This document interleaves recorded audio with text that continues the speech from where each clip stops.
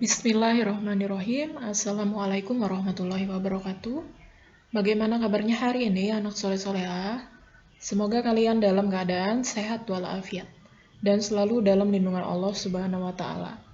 Nah, hari ini akidah akhlak masuk pada bab yang kedua ya, tentang tauhid rububiyah. Ada yang tahu apa itu tauhid rububiyah? Ya, selanjutnya silahkan kalian simak untuk mengetahui lebih jelas apa yang dinamakan tauhid rububiyah.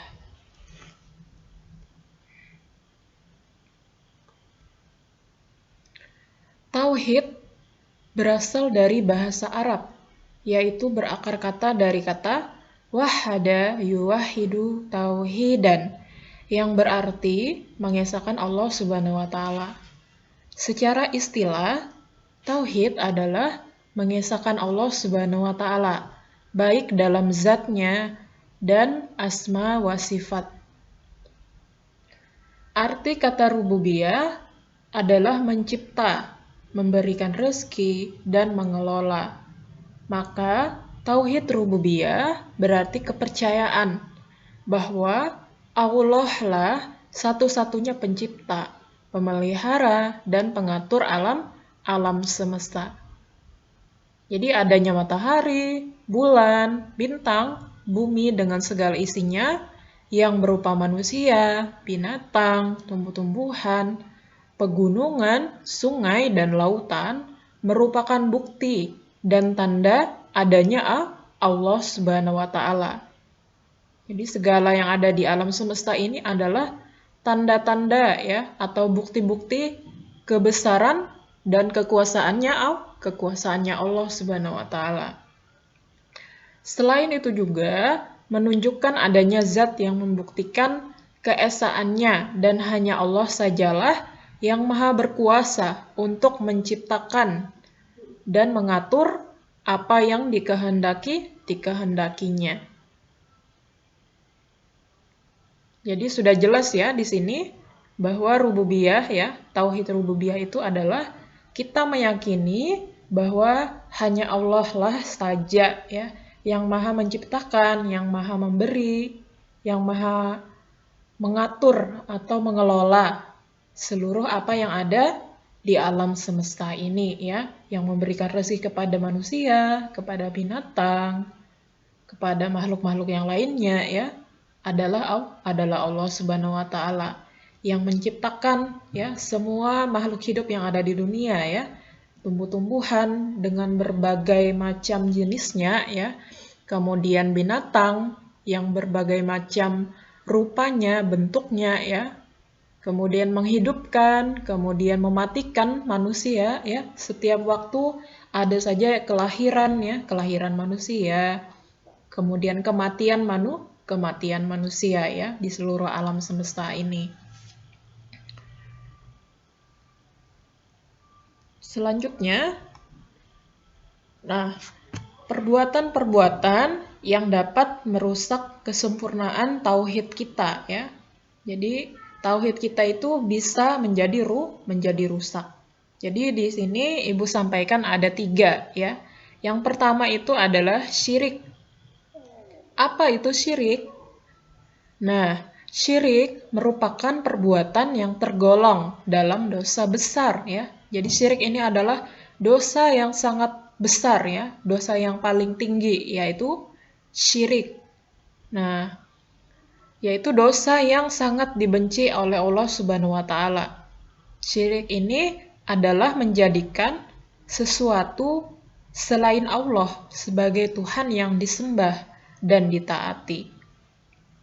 Seseorang yang menjadikan selain Allah itu sebagai sesembahan disebut sebagai musyrik. Nah, jadi orangnya disebut musyrik. Perilakunya itu disebut syirik. Contoh perbuatan syirik yaitu mendatangi tempat-tempat yang dianggap keramat untuk meminta pertolongan, kemudian menyembah berhala, memohon pertolongan kepada selain Allah, kemudian membuat sesaji ya, Nah, membuat sesaji yang dihanyutkan ke sungai ya, dihanyutkan ke lautan, disimpan di bawah pohon, di bawah kuburan, di gunung ya. Banyak sekali ya terjadi ya di masyarakat kita yang masih berbuat kesyirikan-kesyirikan tersebut. Kemudian mempersembahkan salah satu bentuk ibadah kita kepada selain Allah. Nah, misalkan berpuasa ya, berpuasa Senin Kamis untuk uh, untuk kiai tertentu ya, misalkan untuk mbah tertentu, misalkan ada orang yang diakui kekuatannya ya, memiliki kekuatan atau sihir ya. Jadi puasanya bukan untuk Allah, maka itu termasuk dalam syirik. Misalkan puasa Senin Kamis untuk orang tertentu ya, misalkan puasa Senin Kamis biar disegani orang banyak ya, tapi diniatkan untuk selain Allah ya. Jadi itu tadi contoh-contoh perbuatan syirik.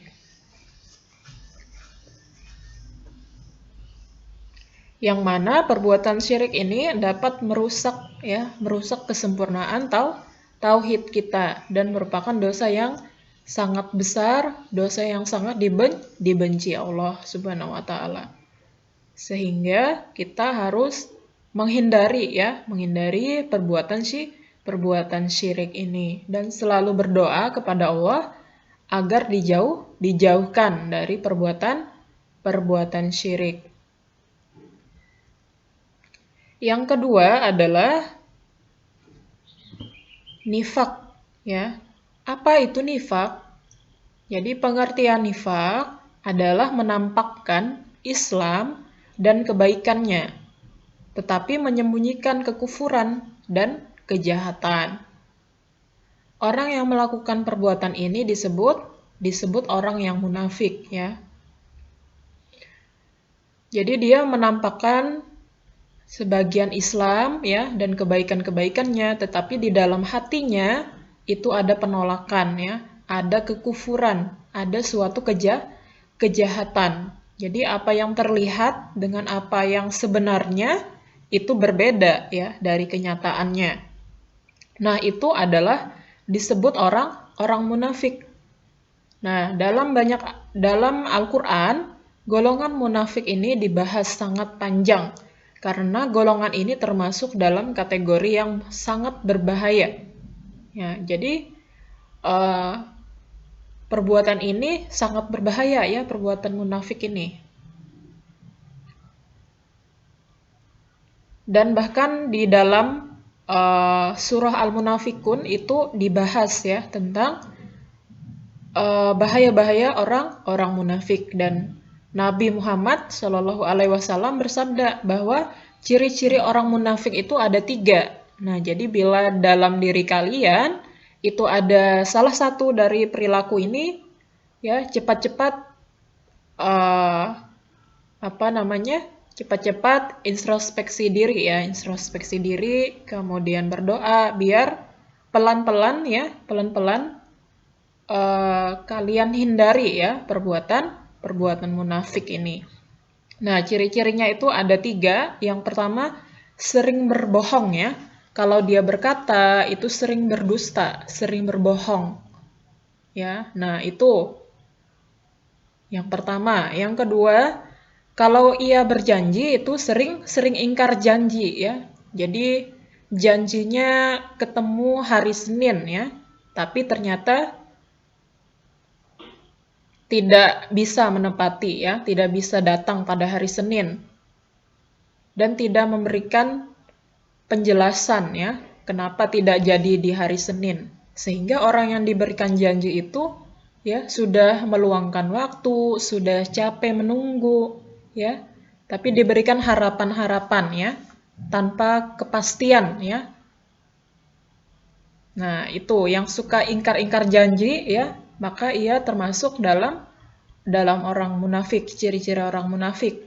Nah, kemudian kalau dipercaya, ia sering berkhianat ketika dipercayai oleh temannya ya untuk menjaga rahasia ya. Misalkan ada rahasia besar untuk dijaga, tetapi dia membocorkan, membeberkan rahasia saudaranya atau membeberkan rahasia keluarganya ya, padahal adalah aib keluarga ya, misalkan seperti itu. Jadi 3 tadi ya, ketika berkata ia berdusta ya, kemudian sering ingkar janji ketika berjanji, ketika dipercaya dia sering berkhianat. Nah, itu adalah ciri-ciri orang yang munafik. Nah, ketika ada ciri-ciri itu pada diri kita ya, cepat-cepat beristighfar ya, dan pelan-pelan untuk menjauhi perbuatan tadi. Yang sering bohong-bohong ya, sering ingkar janji, sering berkhianat tadi ya. Jadi pengkhianat. Nah, itu kita jauhi ya. Kita berdoa agar dijauhkan dari perbuatan munafik tadi ya. Nah, perbuatan yang terakhir yang dapat merusak tauhid kita yaitu adalah kufur. Pengertian kufur secara bahasa adalah menutupi, sedangkan secara istilah adalah mengingkari suatu bagian dari ajaran Islam. Orang yang ingkar dalam ajaran Islam ini disebut dengan kafir. Jadi perbuatan kufur dapat menyebabkan terhapusnya pahala seseorang ya. Jadi sangat berbahaya. Kalau kalian sudah banyak ya melakukan kebaikan, tapi pahalanya terhapus gara-gara ada perbuatan kufur di dalam diri kita. Contoh perbuatan kufur itu adalah mengingkari kekuasaannya Allah ya. Kebesarannya Allah kita ingkari. Kemudian melakukan perbuatan yang diharamkan ya, perbuatan yang dilarang. Banyak sekali perbuatan yang diharamkan kita lakukan. Nah, kemudian meninggalkan kewajiban-kewajiban kita ya. Misalkan tidak sholat 5 waktu, padahal kita sudah balik ya, sudah kalau perempuan ya ditandai dengan menstruasi ya, maka dia sudah wajib sholat 5 waktu, kemudian sudah wajib memakai jilbab atau menutup auratnya. Begitu juga laki-laki ya, sudah wajib untuk sholat 5 waktu ya, menutup aurat juga ya, dan lain sebagainya. Nah, jadi ketika kita meninggalkan kewajiban-kewajiban kita ya, padahal kita sudah balik. Nah, maka kita cepat-cepat introspeksi diri ya, cepat-cepat beristighfar ya, dan kembali kepada jalan kebaikan ya. Dan terus berdoa di dalam sholat kita ya, agar dijauhkan dari perbuatan-perbuatan yang dapat merusak kesempurnaan tauhid kita ya. Jadi ada 3 tadi ya. Yang pertama itu adalah syirik, kemudian yang kedua adalah nifak atau munafik, yang ketiga adalah kufur. Nah, jadi 3 perilaku atau perbuatan tersebut betul-betul harus kita jauhi ya. Kita jauhi perbuatan-perbuatan tersebut. Demikian materi hari ini, semoga kalian bisa pahami, dan bila kalian belum memahaminya silahkan diputar-putar, diulang-ulang kembali ya materi yang Ibu sampaikan ini. Semoga bisa dipahami. Ibu akhiri. Sekian, billahi fisabilil haq, fastabiqul khairat. Assalamualaikum warahmatullahi wabarakatuh.